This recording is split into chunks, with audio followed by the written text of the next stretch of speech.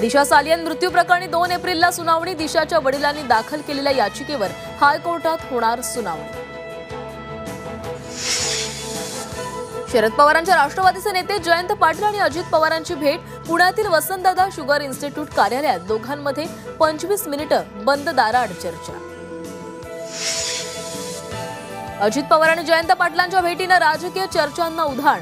जयंत पाटील 2 ते 4 दिवसात राष्ट्रवादीत येणार. दरेकर आणि मिटकरींचा दावा.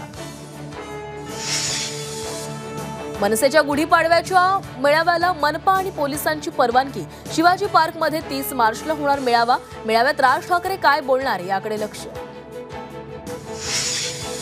नागपूर हिंसाचार प्रकरणी आणखी दोघांना अटक. एमडीपीचा कार्यकारी अध्यक्ष हमीद इंजिनियर आणि मोहम्मद शहजाद खानला वेड्या.